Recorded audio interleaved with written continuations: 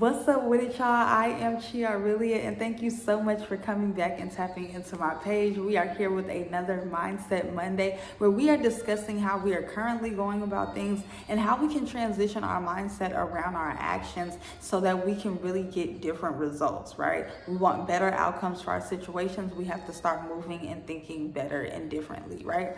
So today it's Halloween. Happy Halloween for those that celebrate, and a beautiful Monday to you if you don't. Listen, the Halloween vibes, they're all about being spooky and being like super scary, right? You want to know what's like so scary? I'm talking about worse than the man with the mask and the knife in the middle of the street, worse than the haunted houses. It's scary being in a domestically violent relationship with someone and you just don't know what type of vibe or attitude you're going to get from them from day to day, minute to minute. Y'all wake up and everything is cool, and then by noon they done flipped out where everything is cool today, but you was tripping about a week ago. Look at what is in there. We look at y'all know how I be. And so listen, we're gonna get into really understanding what are those red flags that we need to look for. Sometimes as women, don't even cap with yourself. You be seeing them red flags and you try to take them and paint them pink and make them match your Teflon bag and all of this other stuff instead of really seeing them as the red flags that they are. And we have to take accountability for our own actions and stop doing that shit. Stop trying to build this man, mold a man. These men are not Build-A-Bears, okay? Same thing if you're into the same sex relationships. These women, people are not anything. Build a bear, build a man, build a woman. You can't build on something that does not have the foundation to be built on, if that makes sense. So you have to really see what it is right now in this present moment and not the potential that you think it can have. So when you first meet someone, literally get to know them and see them for who they are. Is this someone who has clear communication? If you ask those probing questions, those deeper questions like, okay, so what's the relationship like with you and your mother? And they're like, oh, we cool. That's it. That's how you would describe the relationship. Y'all cool. Like, what does that mean to you? What does it mean to be cool with them? If you're talking to someone and I knew someone who literally lives 15-20 minutes from their grandmother and hadn't seen them in 2 years.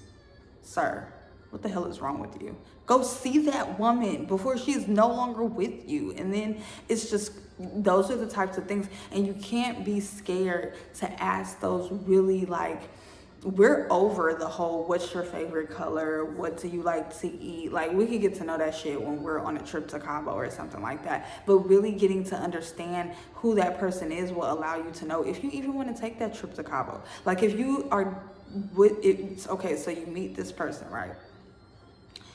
And if you're not interested in dating them, you need to have open communication and say, hey, I'm not looking to date anyone right now. I'm looking for, friends, acquaintances, business partners, people that I can just, we can go to a movie and that's all that is. I guess that technically would be considered dating. But if you're not interested in a relationship, communicate that. Because sometimes people take it upon themselves to start assuming. And it's like, okay, well, we went on a date and I paid for it. And then you kissed me on the cheek and said thank you. Like, I assumed that was a date. Okay, well, you shouldn't assume that shit. Yeah, that person shouldn't have assumed it, but you also should not have not communicated that, hey, I really had a good time with you. And, don't get into the habit of calling somebody boo or bae or baby if that's not the position that they hold with you.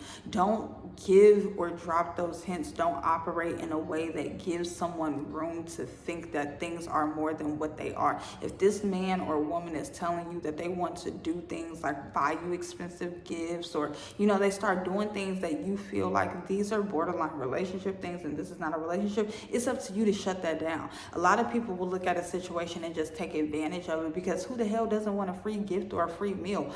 But think about how much peace of mind you could have by buying yourself a meal versus you going on a date with this person, to get a free meal, and now you have all this other extra shit going on, right? So back to the red flags, understanding how they communicate with you off top. If it's like pulling teeth to get them to have a simple conversation with you, or you feel like there are things that you want to know that you haven't been able to get to know from them even after asking those probing questions, do not be afraid to cut it off where it is and leave that person where you found them. It is not up to you to teach them how to communicate. It is not up to you to sit here and beg for answers. If they're not willing to give them, let that person move on and throw them back into the galaxy, as Chloe and Haley said, okay? I'm gonna throw you back into the galaxy because this is not meant for me, bars. So really paying attention. And okay, so if this is like a rerun person, you know, sometimes like we have an ex that may come back around for whatever reason. The reason is that the universe, God, the higher power, whomever, whatever you call it, is trying to test you, right? And they're trying to see, have you learned your lesson? So when that ex comes back around and you think they've changed, or maybe they cut their hair, or maybe they grew their hair out and they got locks now, and so they appear differently. What are they like on the inside? You have to go back to the root cause of why did you guys discontinue communicating in the first place? Like really sit here and ponder upon it. It is absolutely okay to not text people immediately when they text you. It's okay to just let that $1.49 ringtone that you paid for, just listen to it. Just vibe out and let it ring. And then ask yourself, what is your intention with communicating with them? You have to be intentional with yourself first in order to really understand what you want from somebody else. Because if your intentions are only to catch up and see how this person is doing, or wish them well, or congratulate them on a new project or job or child or whatever, keep it at that. Because people would try to take it as far as they can. And if you don't know what your intentions are, if you don't have a line set in the sand, if you don't have any boundaries, then things will just start happening and you'll be like, well, wait a minute. I wasn't trying to do all of this. Like, I wasn't trying to double back and come and hit that. Like, oh, hold up. How did I end up back here? Because you weren't tapped in with yourself. So it's okay to take time to disengage, or just like before you even begin to engage, ask yourself what. And the same thing with new people, even if it's not like a rerun or an ex or somebody that came back around. When someone, you could meet someone in the grocery store and they're like, oh, you're so beautiful, can I have your number? It's okay to, and it's sad that as women we have to do this, take their number and be polite, because you don't want to get like the whole, well, fuck you then, bitch. Like, you know, some people can be really hostile like that. So, you know, you smile, you wave, you take the number. You don't have to text them. You don't have to call them. You could Google the number. How about that? Okay. Google the phone number. There's a website called Spy Dialer. You can put a phone number in and you can see the name that is registered to the bill. Like whoever's paying that bill, whoever the phone's name is in, you will see that person. Google that name. Take that name to Reddit, to Yelp, to wherever, and see what you can find upon this person before you even start to begin engaging with them. And it's not that you should be judging them off of their past, but you also have to use your discernment. If you Google this man's name and he comes up as KTVU Channel 2 News, the episode from November 6, 2014, and he did all this other stuff, it's like, well, hold on, wait a minute. Do I want to continue engaging? Do I want to engage and maybe ask him about what this is? How has he maybe turned his life around? Like, use your resources and your tools to really get into who someone is when you begin to meet them, right? Because again, you have to understand, what is your intention? Maybe this person is not supposed to be somebody that you start dating, but it's somebody that you could be more of a business partner with, or you could learn something from them. They have something to offer and teach. So really use your knowledge, your discernment, the resources that you have at your fingertips. We have watched too many episodes of Catfish to be sitting here getting played. Just because you meet somebody in real life doesn't mean they can't be a catfish. Like, he could be out here telling you he's a whole like real estate agent, and really he's just selling dime bags out of his mama's garage.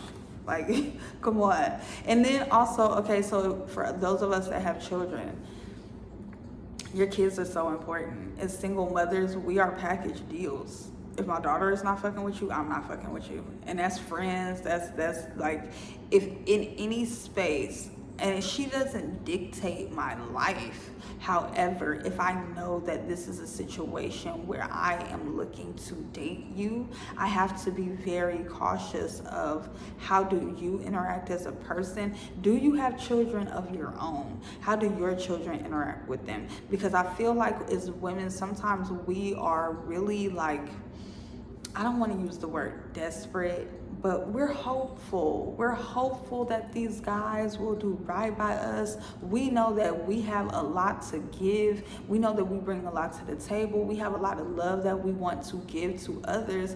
And so it's like, okay, well, I know that my intentions are pure, and I'm hopeful to God that their intentions are pure too, right? So we take something and we kind of want to expedite the process instead of allowing things to unfold on their own. And so we have to stop doing that to ourselves, because that's how we end up dealing with these people. And it's to be like, okay, well, that was a red flag, but we expedited the process and we didn't want to see the red flag for what it was, and now we sitting here trying to get a restraining order, or we sitting here calling big bruh like, yo, get the strap. And so it's like, we don't want to have to go through those situations. And if we don't want to have to go through those situations, what is it that we can do in this moment to really like get to know this person, to avoid all this heartache and this drama that could possibly come later on, right? So again, paying attention to how they get down with their own kids. What's the relationship like with their baby mamas or ex-wives or whomever they have dealt with? At this point, I feel like we should start asking for references. Give me the phone number to your last 2 girlfriends, because I just really need to know. This guy, I asked him one time, I said, why did you break up with your last ex? And he was like, I don't know, she just went crazy. Like, she just showed up to my job and started acting crazy. That's a red flag right there. Yes, females do be acting crazy, but she ain't finna just show up. Like, you did something. You had to have done something. And I ain't even gonna tell y'all what I found out he did. It was trifling as hell, and his ass is gone.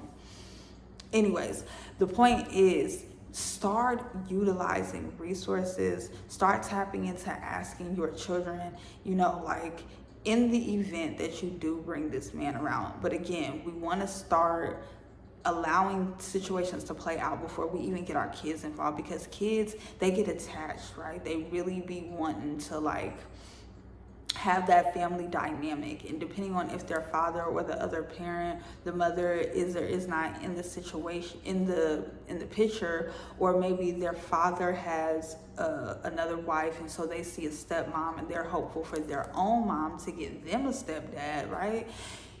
You have to really pay attention to just understanding what it is that you want for yourself as well as your family, because sometimes what we want is not what is needed for the family. There have been plenty of times where I may have wanted to go talk to somebody, but that somebody did not need to be introduced to my child, right? So understanding when it's a situation like, you go out of your home, you go kick it with them. Don't be bringing him into your house if you don't know for sure that he is worthy to be around your kids. And not even, yes, be worthy to be around your children, but also like, is he worthy to be in your home? Your home is a sacred space, ladies. Like, that's really some real shit. Being in your own space is so sacred. Your home should be the number one place where it's like, you gotta meet a list of requirements before I allow you up in here, because once that energy is in, yeah, you could sage the place, you could open the windows, you could do all of this other stuff, but still, it gets real. And if you know, you know, but you can't allow everyone in your home when you haven't really vetted them out to the fullest extent, because then what happens? You allow this person to know where you live, and say things don't really work out right, or they don't go the way that you guys intended for them to go. Sometimes it's sad, but people don't understand what it means when you say, I'm not interested in seeing you anymore. They get possessive. They get stalkerish. They start to want to know, like, well, what did I do so wrong? And why can't you just talk to me? And then it becomes like a weirdo type of situation where it's like, bro, why are you sitting in the parking lot watching me come out my house if I already told you I don't want to talk to you no more? Like, get the fuck on with your life. Excuse my French, but for real, like, get the fuck on with your life. And so now you have invited this person to your home. They know where you live. They may or may not know your routine, what gym you frequent. You have to be really cautious about how much you let on to someone before you have really allowed that time frame to go on to see how they really gonna act. You feel me? Because on week 2 or month 1, that's a different person than when they didn't got comfortable. Like by month 3 or month 4, you kind of get more of a sense of an idea of who this person may or may not be, right? And then you can really evaluate how you want to keep it moving with them, if you want to keep it moving with them at all. So do not be afraid to tell that person, like, no, we can kick it, but we can't kick it at my house. What's up with your place? Or, let's go to the park. There's so many open spaces in nature that you can go to. Now, I ain't saying go have a hike and be on an excluded trail with this person that you just met 2 days ago, because I don't want to see anybody ending up on Dateline about, her phone was last pinged off of this tower. But it's crazy people out here, and you really have to be willing to ask those uncomfortable questions to get to know who this person is. Look their ass up on the inmate stuff. Like, you can't just be so hopeful for love that you allow yourself to be in a situation that then becomes detrimental to your own mental health and your own peace, and it puts yourself and your loved ones in danger, because it can get that crazy. It can get crazy. So again, just asking, paying attention to how it was when you first met. How did they interact with you? How did they communicate with you? What were they doing? If they were shopping in the grocery store when you met them, what kind of food did they have in their basket? If you're a vegan and they had a pack of ground beef, that's a turn off for you right there. So you already know you're not trying to take it no further. If you were somewhere and they was like, hey, yo, ma in the red skirt, versus, hey, beautiful, how you doing? If that type of language is something that is not okay with you, or it's offensive or whatever have you, then you already know you're not maybe so much going to like how things go further along, because they already didn't address you right from the jump. Get in tune with what it is that you want. How do you want to be treated? How do you want to be approached? How do you want to be communicated with? Are you more of a texter and you're okay with texting and voice messaging? Or do you want somebody that's going to pick up the phone and call you? Do you want to be in charge of planning the dates? Or do you want somebody who you tell them, like, hey, we should go out, and then they come with the details and the roses and they open in your car door already? Like, getting in tune with yourself and understanding who you are and what you want will allow you to easily identify when things are red flags for you, and when they are like, okay, this is something I can deal with. Also, when it comes to just domestic violence in general, right? A lot of people think that it's always spouses.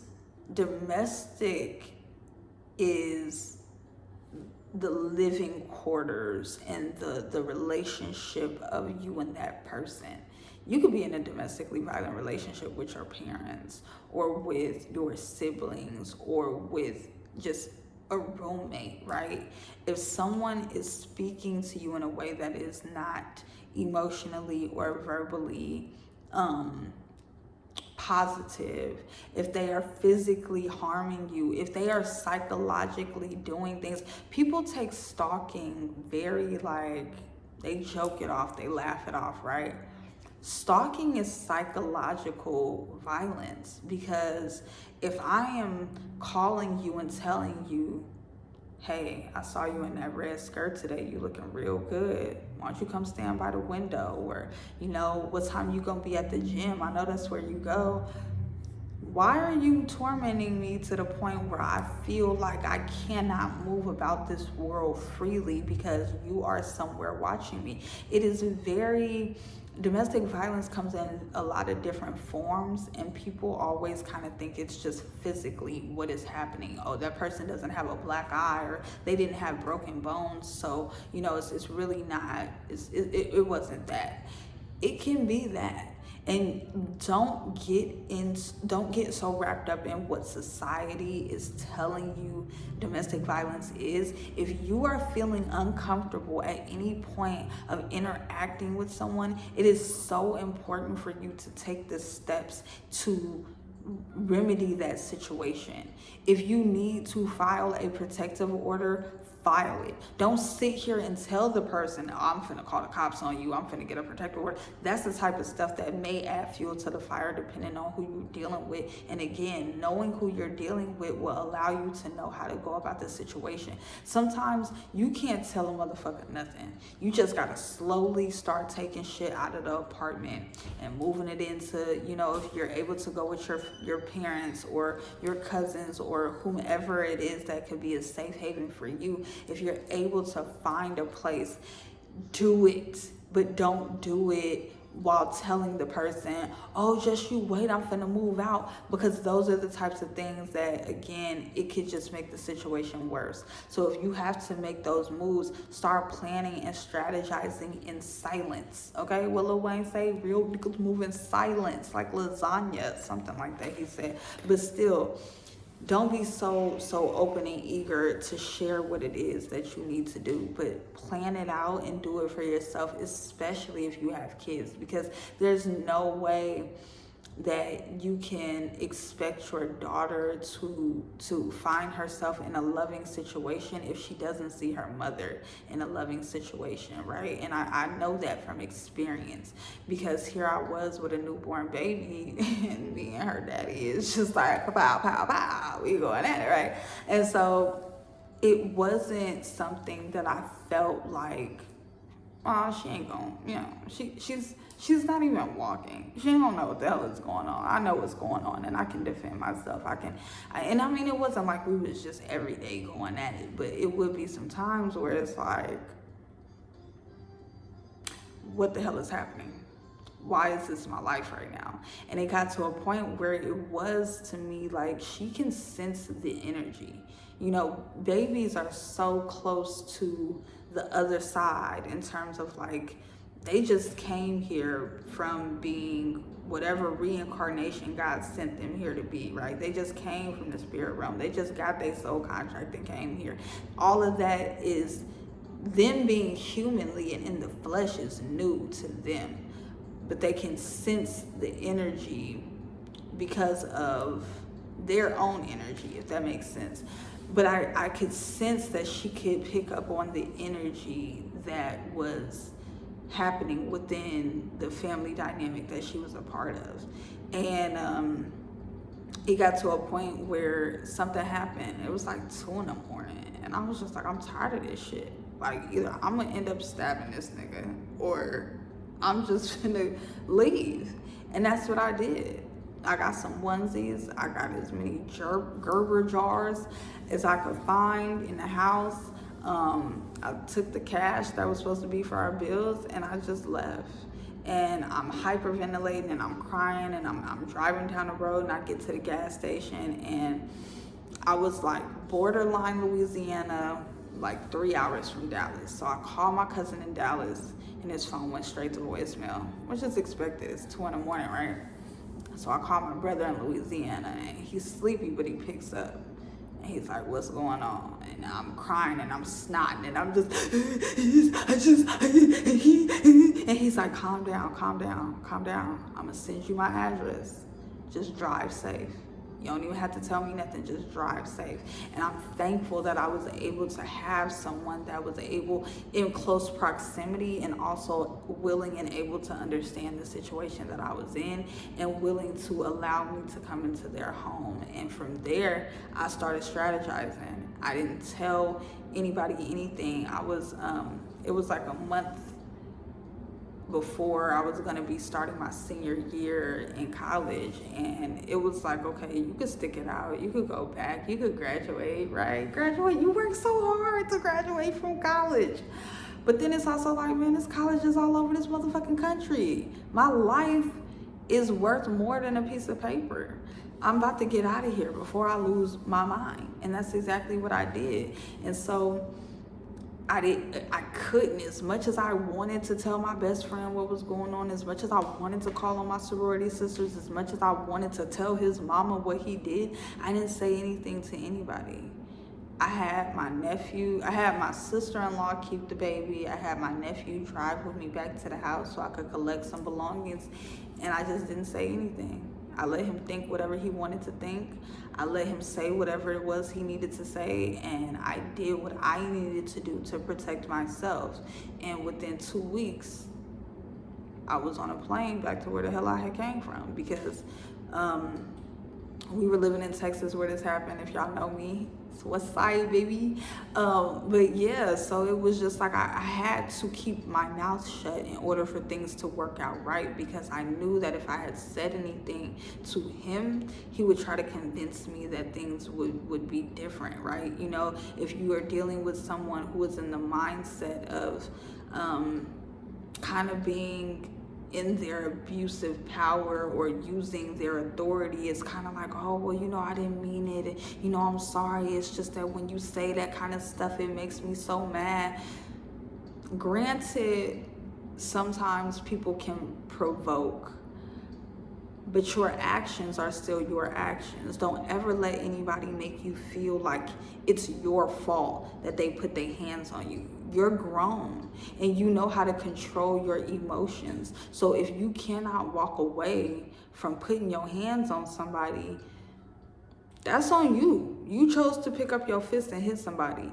And as people who are sitting there going through it, the ones that may be seen as the victims, you have to know when it's time to go. And I know that that's easier said than done, but it is very much a true statement. You have to, nobody's going to be able to come and pull you out of that situation other than yourself. People can come to your doorstep and offer resources. People can put you in the right direction of finding what you need to find in order to get yourself in a better situation. But until you are ready to walk away, shit ain't gonna change until you make it change.